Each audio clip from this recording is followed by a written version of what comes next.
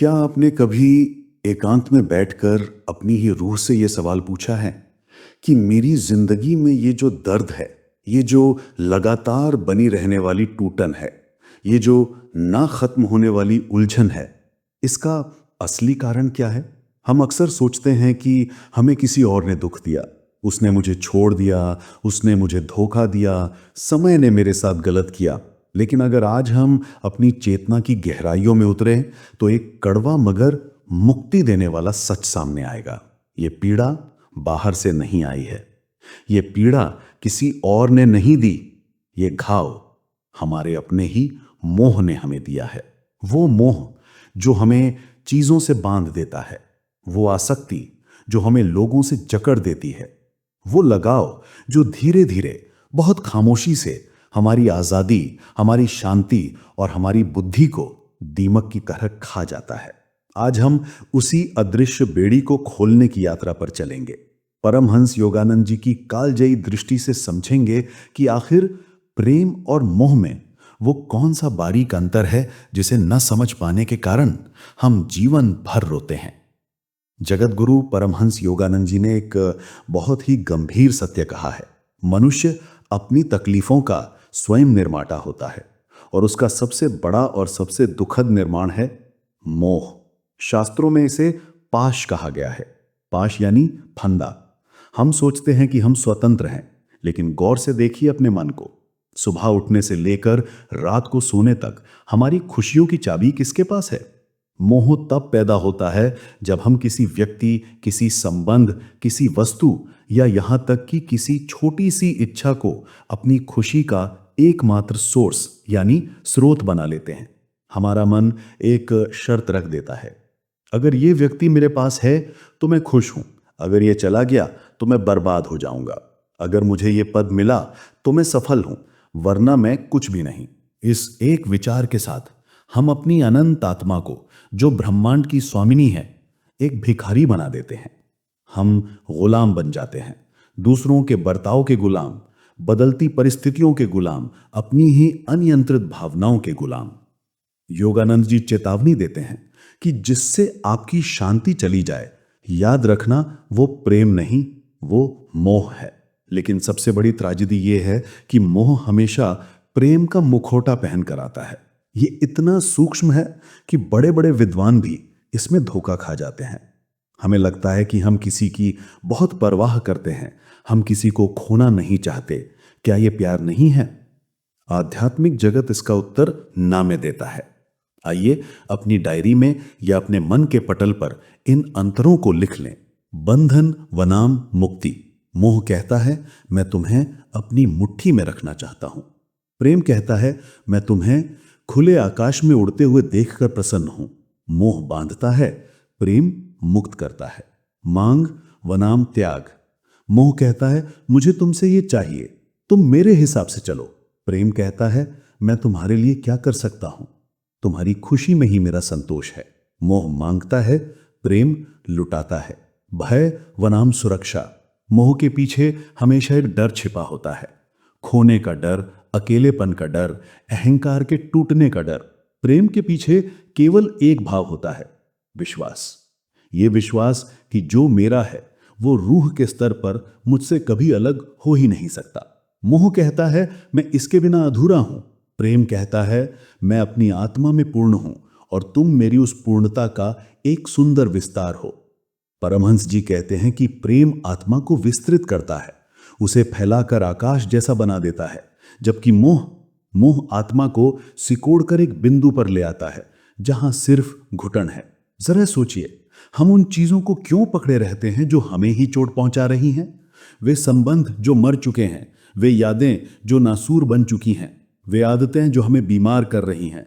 हम उन्हें इसलिए नहीं पकड़े हैं क्योंकि हम उनसे प्यार करते हैं, हम उन्हें इसलिए पकड़े हैं क्योंकि हम अकेलेपन से डरते हैं। ये असुरक्षा है।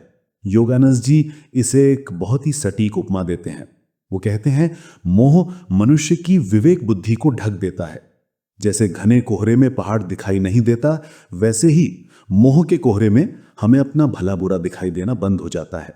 जब हम मोह में अंधे होते हैं तो हम अपमान सह लेते हैं, हम अपनी आत्मसम्मान को, सेल्फ रिस्पेक्ट को कुचलने देते हैं। हम अपनी ऊर्जा उन लोगों पर लुटाते रहते हैं जो हमारी आत्मा को चूस रहे हैं।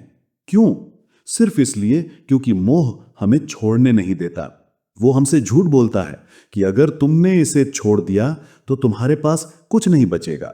ये स्थिति किसी भी साधक के जीवन का सबसे खतरनाक मोड़ होती है, क्योंकि यहां आप अपनी पहचान, अपना सेल्फ खो देते हैं। आपकी खुशी की रिमोट कंट्रोल दुनिया के हाथ में चली जाती है और एक कठपुतली कभी योगी नहीं हो सकती। इसे थोड़ा और गहराई से ऊर्जा के विज्ञान के नजरिए से समझते हैं।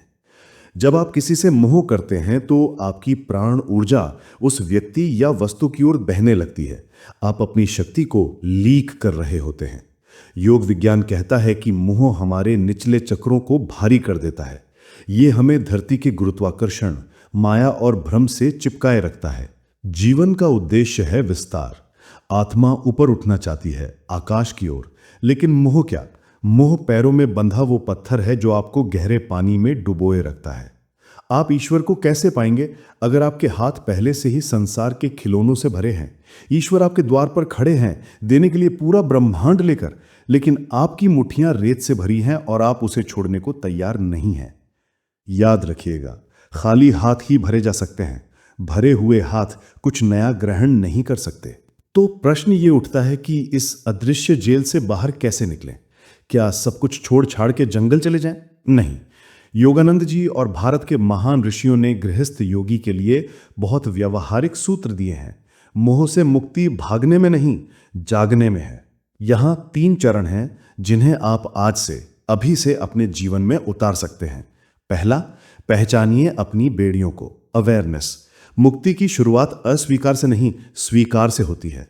शांत बैठकर खुद से पूछिए कि मुझे किस बात का डर है? मैं इस व्यक्ति या स्थिति से क्यों चिपका हूं? क्या ये प्यार है या मेरी जरूरत? जब आप स्वीकार कर लेते हैं कि हां, ये मेरा मोह है, ये मेरी कमजोरी है, उसी क्षण आप उससे अलग हो जाते हैं। दृष्टा बनिए, भोगता नहीं। दूसरा, अपनी पूर्णता को याद करें, कंप्लीटनेस। मोह का मूल कारण है खुद को अधूरा समझना। हम बाहर भीख मांग रहे हैं कि थोड़ा प्यार दे दो, थोड़ा सम्मान दे दो, थोड़ी सुरक्षा दे दो। परमहंस जी कहते हैं, तुम स्वयं अमृत के पुत्र हो। ध्यान का अभ्यास करो, क्रिया योग के माध्यम से अपनी रीढ़ में उस ईश्वरीय आनंद को महसूस करो। जब आपको अपने भीतर का खजाना मिल जाएगा तो बाहर की दुनिया का आकर्षण अपने आप फीका पड़ जाएगा। जब भीतर का दिया जलता है तो बाहर की परछाइयां डराना बंद कर देती हैं। तीसरा, प्रेम करें पर मालिक न बने। लव विदाउट ओनरशिप, सबसे कठिन पर सबसे सुंदर चरण। अपने प्रियजनों से प्रेम करें, उनकी सेवा करें, पर इस भाव के साथ कि ये मेरे नहीं, ये ईश्वर के हैं।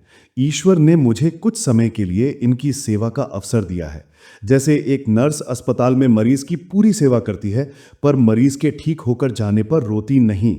वो जानती है कि उसका काम सेवा करना था, बांधना नहीं। यही है ट्रस्टीशिप का सिद्धांत। सब कुछ ईश्वर का है, मैं केवल रखवाला हूं। मेरे दोस्तों, मोह छोड़ना कोई त्याग नहीं है, यह कोई घाटा नहीं है। मोह छोड़ना निर्लिप्त या कठोर हो जाना नहीं है। मोह छोड़ना केवल एक उद्घोषणा है कि मैं अपनी आत्मा को अब और कैद में नहीं रखूंगा। जिस दिन आप अपनी मुट्ठी खोलते हैं, आप दुनिया को नहीं खोते, आप खुद को पा लेते हैं। मोह कहता है कि अगर ये चला गया तो मैं जी नहीं पाऊंगा। प्रेम और ज्ञान कहते हैं कि अगर ये चला भी गया तो भी मैं ईश्वर में सुरक्षित हूं, मैं आनंद स्वरूप हूं। जीवन पकड़ने का नाम नहीं है, जीवन बहने का नाम है। नदी का पानी अगर एक जगह रुक जाए तो सड़ जाता है, अगर बहता रहे तो वही गंगा बन जाता है। अपने जीवन को बहने दें, लोगों को, परिस्थितियों को, सुख और दुख को आने दें और जाने दें। याद रखिए, जो आपका है वो आपसे कभी दूर नहीं जा सकता, और जो जा रहा है वो कभी आपका था ही नहीं। जब आप मुंह छोड़ते हैं तभी आपके भीतर ईश्वर प्रवेश करते हैं। जब आप डर छोड़ते हैं तभी प्रेम का असली स्वरूप खिलता है। आज, अभी, इसी क्षण एक संकल्प लें कि मैं प्रेम तो करूंगा पर भीख नहीं मांगूंगा। मैं रिश्तों को तो निभाऊंगा पर अपनी आत्मा को गिरवी रखकर नहीं। मैं उड़ूंगा क्योंकि मेरे पंख ईश्वर ने बनाए हैं और कोई भी मोह का पिंजरा अब उन्हें रोक नहीं सकता। परमहंस योगानंद जी के इन शब्दों को अपने हृदय में उतार लें। ईश्वर से कहो, प्रभु, मैं सब कुछ प्यार कर सकता हूं, पर केवल तुझी को प्यार करता हूं। बाकी सब तो मेरे लिए केवल तुम्हारी याद दिलाने वाले हैं। अगर इस वीडियो ने आपके मन के किसी बोझ को हल्का किया हो, अगर आपकी रूह को छुआ हो, तो इसे उन लोगों के साथ जरूर शेयर करें जो किसी ना किसी मोह में घुट रहे हैं। शायद आपका एक शेयर उनकी बेड़ियां खोल दे। अपने भीतर की शक्ति को पहचानें। आप सुन रहे थे सोल शक्ति। ईश्वर आपका कल्याण करे। प्रणाम।